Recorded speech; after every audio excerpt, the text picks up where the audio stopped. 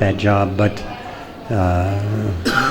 unfortunately, Janadivas immediately jumped to the task, and we can see today that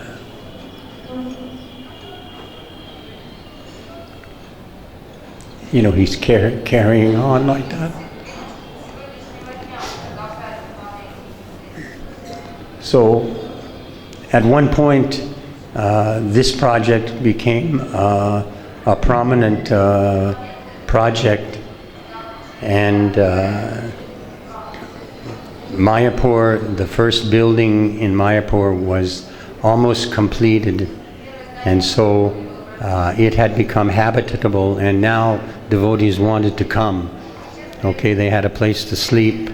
There was, less concern of mosquitoes. There was a kitchen that was there for them, and food could be cooked for them. And at that time,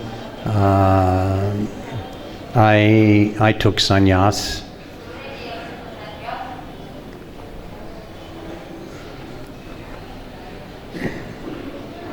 And I left Mayapur and I went to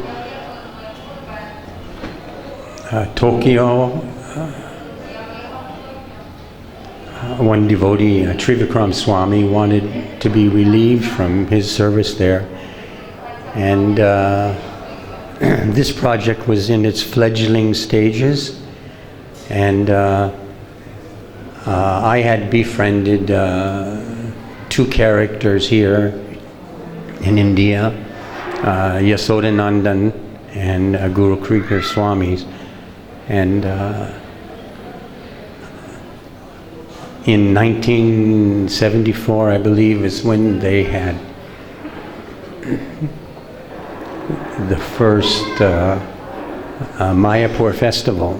This was an international festival where there were accommodations for devotees to stay, and so they came, and devotees from other parts of the world came, and I knew that this project was dear to Srila Prabhupada, and there was a need of funds.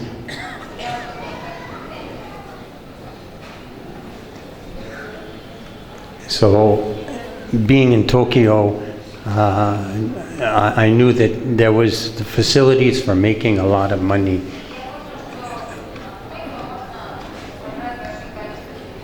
So I knew that Guru Kripar had his Nam Hatha party, and they had been doing some collecting in the United States, and I invited him to come to Japan. So what we did is we took photographs of the Food for Life program, especially with us, with the spoons in our hands, feeding, all of these poor Indians, and with their dirty faces and hungry looks in their eyes, and then smiling with a big plate.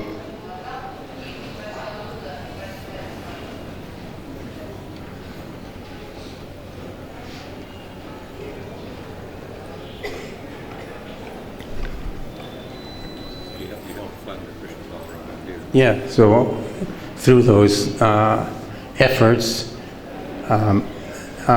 once we got the crew into Japan, we had to teach them a few simple Japanese terms. Skoshi kampa onegaishimasu. So skoshi means a little, kampa means donation, and onegaishimasu is please. So this was pretty much what they knew how to say. Some of the more daring ones learned a second phrase, Ningen no Fukushio no Tame, which meant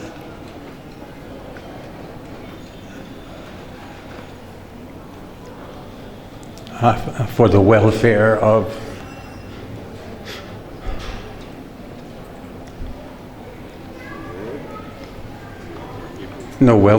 humanity, such as that. And the devotees would go out, Bhanu Swami, who at that time was just Bhanu, had been translating some pamphlets. We had these, and I was the treasurer, the temple president, and I was the only person who actually had a legal visa for Japan, because I had been sponsored by Dai Nippon Satsu to oversee, any printing of books that Srila Prabhupada had done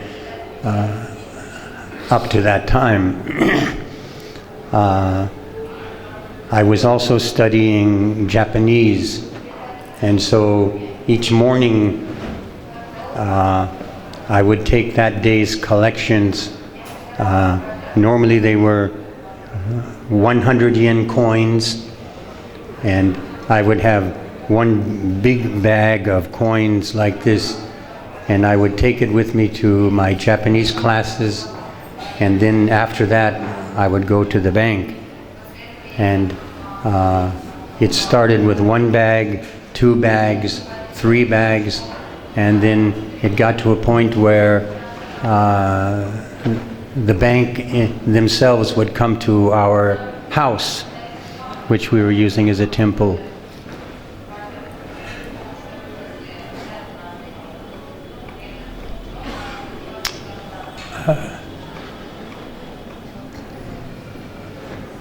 To collect,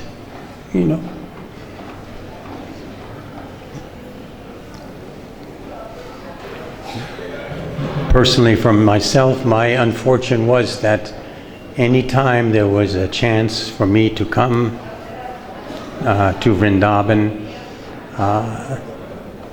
for some reason Prabhupada sent me somewhere else, and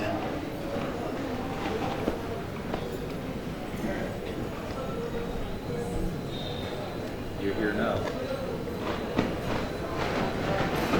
I didn't get to come until 1993.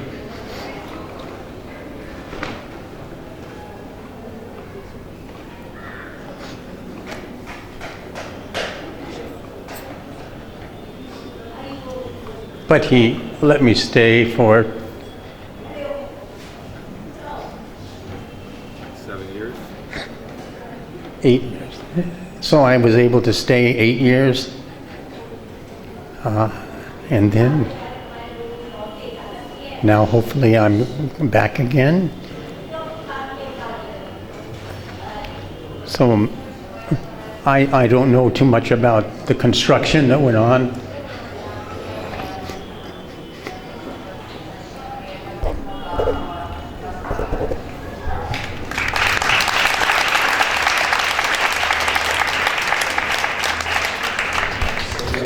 We all know the history of how Srila Prabhupada very much appreciated all the donations and collections of all the devotees, and Gopal Prabhu was there in Japan helping, along with Guru Kripa, Yashodanandana, and many other Sankirtan devotees.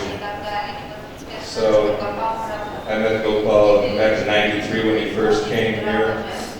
We had a time together for about 7 years.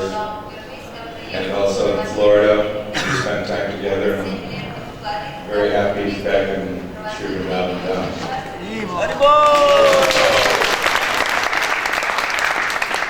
So Brother Nanda, you can come and speak? Just come. Come and speak.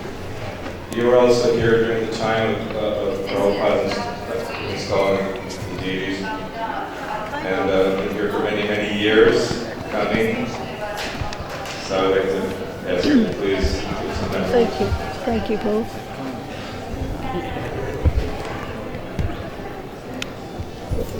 Thank you very much, Panchagauda Prabhu.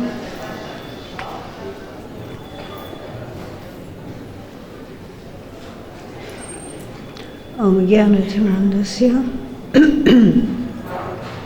Gyananjana Shalakya Chakshurunmilitam Jena Tasmai Shri Gurave Namaha Vanchakalpatarubhyascha Kripasindubhyaevacha Patitanam Pavanebhyo Vaishnavebhyo Namo Namaha.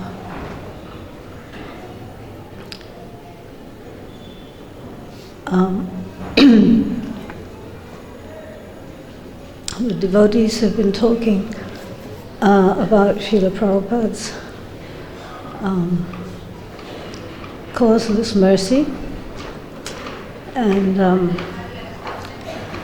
how beautiful and how saving his causeless mercy is. My background was that I was a lost soul. Every 2 years from the beginning of my coming to this material body, our family would travel. So,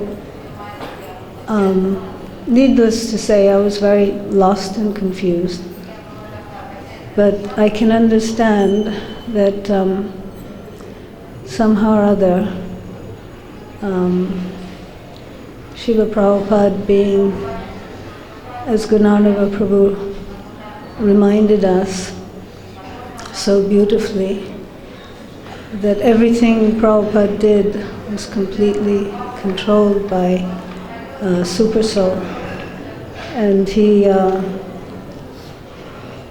controlled so many wonderful Vaishnavas who were ready to serve him.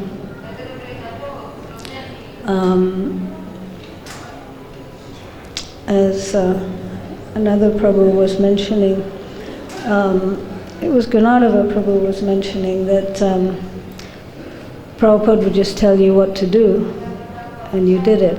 There was no big fanfare. So, looking back, I can see how all of these wonderful devotees were so dear to Srila Prabhupada, so fortunate that life after life they'd been following him, different places, different universes. And now Krishna brought them all together here on what we call planet Earth to rescue us, to respond to the yearning within our heart to go back home, back to Godhead, which means serving Prabhupada anywhere, anytime, just being ready to do whatever he says at the drop of a hat. As devotees who know me a little bit, they may know that my tendency is exactly the opposite. No amount of pushing, trying to convince, cajoling will get me to serve Srila Prabhupada. But again, Prabhupada's causeless mercy being such in his personality and the personality of his beloved devotees are so attractive that that's the proof of Krishna consciousness, that we're definitely, I'm definitely not qualified. We may not be qualified, but the power, the reality, the truth and beauty of Krishna consciousness is such that actually no one can pass it by. And we owe that to Srila Prabhupada. Prabhupada's relentless expounding of his energy in preaching and directing. I remember a time here when the temple was meant to open in, I think it was August, September 74. When Gananava mentioned how Srila Prabhupada was very sick. Prabhupada was in his quarters, very, very sick. Shuddha Kirti Prabhu was mentioning that time. I was there at that time, and I was very sick as well. I was staying over at Ban Maharaj's, on his land. We had nice beds. They were dharamshala beds, wooden planks. We were very lucky. We didn't have to sleep in the open. But at that time, Prabhupada was very, very sick. And I remember hearing a devotee saying that Prabhupada was so sick, he was coughing all night long. That when I heard him cough like that, I was thinking, I never, ever, ever, ever want to commit an offense again. I really want to follow everything Srila Prabhupada says and not contribute to making him sick. So it's just a little glimpse Shuddha Kirti Prabhu gave us of Srila Prabhupada's determination, and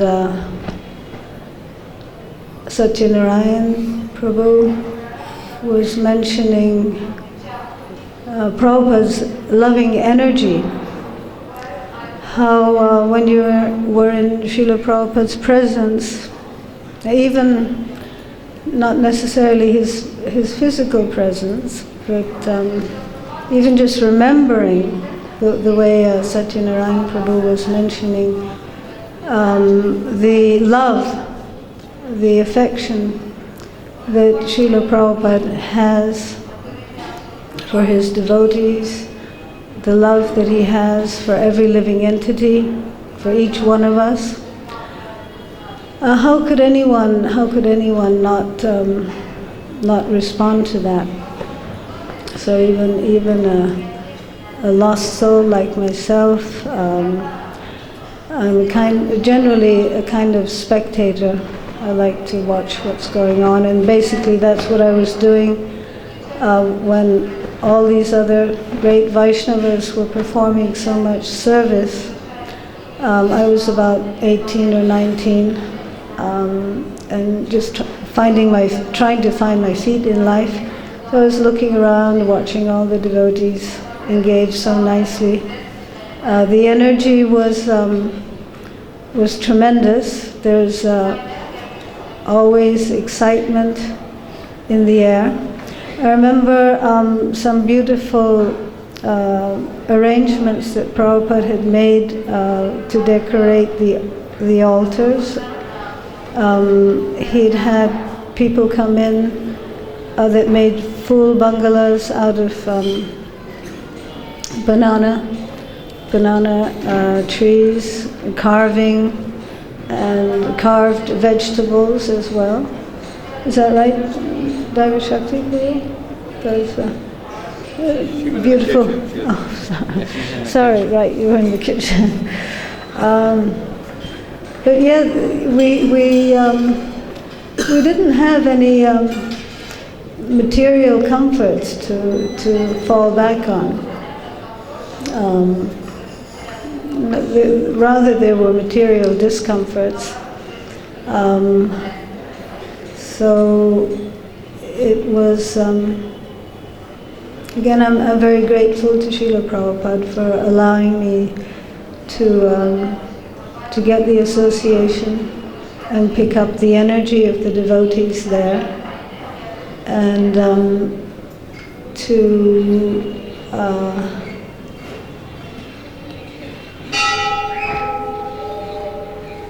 to help me appreciate that his associates are not ordinary people, and that one can't look at them with any tinge of mundane vision. Just as we don't see Srila Prabhupada with any mundane vision, his associates likewise. Very rare souls like Gunanava Prabhu, Shrutikirti, our dear God brother and God sister Jamuna and Guru Das. Especially Jamuna Prabhu, we all know how she really understood Srila Prabhupada's enthusiasm, his desires, and was intimately concerned to see that everything Prabhupada wanted happened.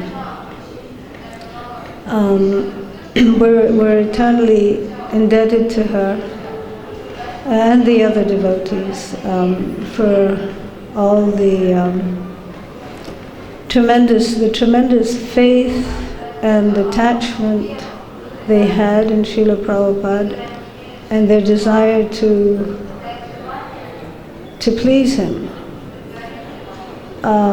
We're very fortunate to be able to hear about their eternally meaningful service here in Vrindavan. They are eternal residents of Vrindavan, just as Srila Prabhupada is. As Gopal Prabhu was mentioning, Guru Kripa and Yashodanandan Maharaj, they collected so much to pay for the bricks and cement. And Saurabh and Kishori. Again, like I say, I was a young and confused soul, and I could just see these people rushing around, doing so much service, but not being able to do much myself. So my prayer to Srila Prabhupada and to all of these wonderful God brothers and God sisters, and to all the wonderful Vaishnavas here, is that somehow or other I can serve Srila Prabhupada's desire wherever, whenever, and that from now on I will be able to follow in their footsteps and do anything, anytime, anywhere for Srila Prabhupada and please him, do it in a way that's pleasing to him. So please beg for your mercy upon me, that my heart can open up and that I can be of service to you and Srila Prabhupada eternally. I've got to begin somewhere. All glories to Srila Prabhupada. All glories to his glorious sons and daughters. Thank you. And all glories to his eternal followers, especially for the next 10,000 years. So we're very fortunate to have those devotees who are with Srila Prabhupada and remember Srila Prabhupada and serving Srila Prabhupada, especially at the time of the development of Krishna Balaram Mandir. It's a rare opportunity to be in Vrindavan and hear these very intimate and wonderful pastimes. I apologize to those devotees that have not chosen. It's not my choice. Krishna Balaram's in charge. He's the manager here. I want to ask the Vyasaki Prabhu to come and speak a few words. And we're going to continue this evening between 5 and 8 in Srila Prabhupada's house. So I request all the senior devotees that did not have the opportunity to speak here at this time to please come in the evening, and I encourage the devotees to please go and relish the nectarine pastimes. Vyasa Prabhu. As we all know, Vyasa Prabhu has been doing Sankirtan for many, many years, and like my senior godmother, so I'm privileged to have him here to say a few words at 10:15, which is about 12 minutes from now. We're having the Maha Abhishek, so I'm sorry to the Namo Vishnu Padaya Krishna Prestaya Bhutale Srimate Bhaktivedanta Swami Niti Namine Namaste Saraswati Deve Gauravani Pracharine Nirvisesha Shanyavadi Paschatya Deshatarine. So I came